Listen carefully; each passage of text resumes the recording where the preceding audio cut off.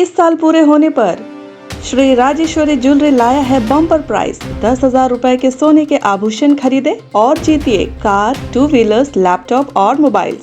साथ ही ढेर सारे पुरस्कार जीतने का मौका पाइए।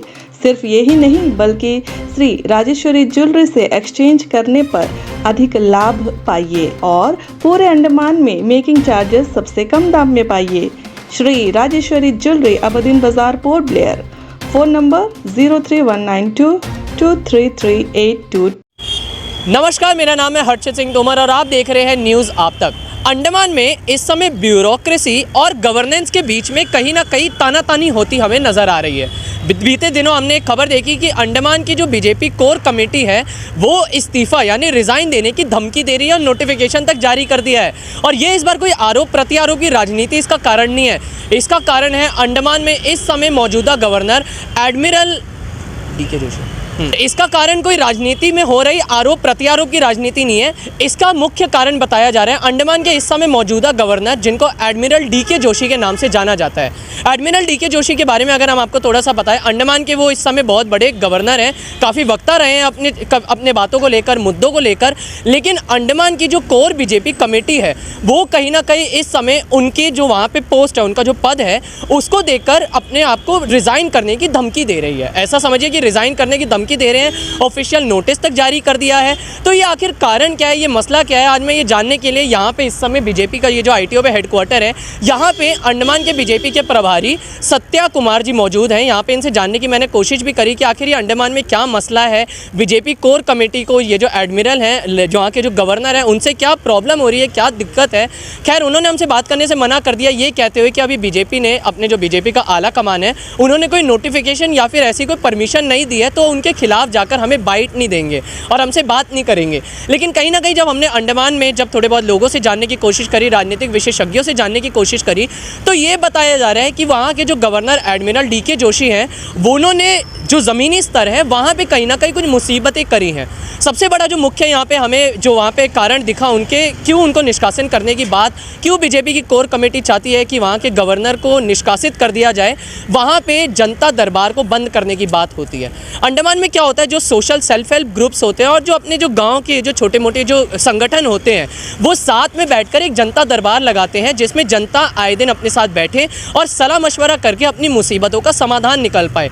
लेकिन उनका ये कह रहा है कि डीके जोशी ने बतौर गवर्नर वहाँ पे जनता दरबार बंद कर दिया है, जनता दरबार को होने नहीं देते हैं। आगे एक और जो बहुत बड़ा जो मुख्य कारण बताया जा रहा है वो है वहाँ पे जाने वाला नेशनल हाईवे 4 यानी NH4 की जो दुर्गति है। वो कहा यह जा रहा है कि NH4 के हालात इस समय ऐसे है कि ट्रांसपोर्टेशन छोड़िए, ट्रैवलिंग तक हम उस नेशनल हाईवे से नहीं कर सकते।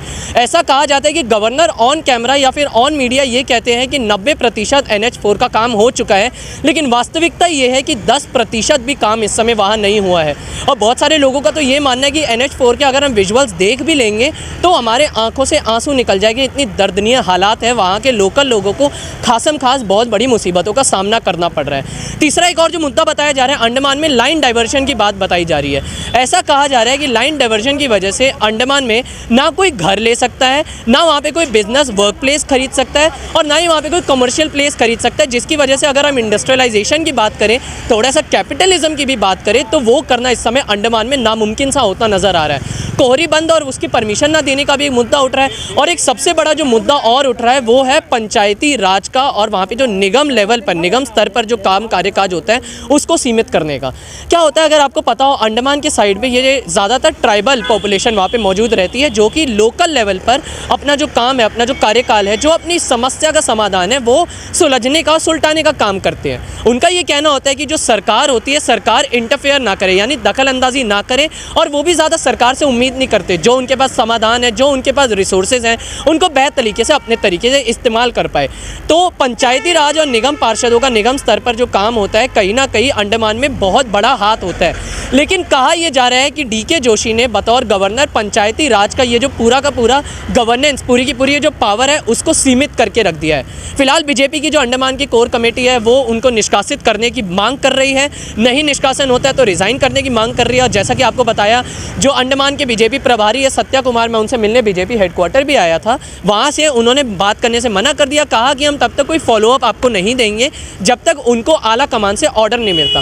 बहरहाल अब जानने वाली यही बात होगी कि क्या वाकई में ये एक ठोस समस्या है या फिर वाकई में गवर्नर को हटाने की कोई सोची समझी साजिश है।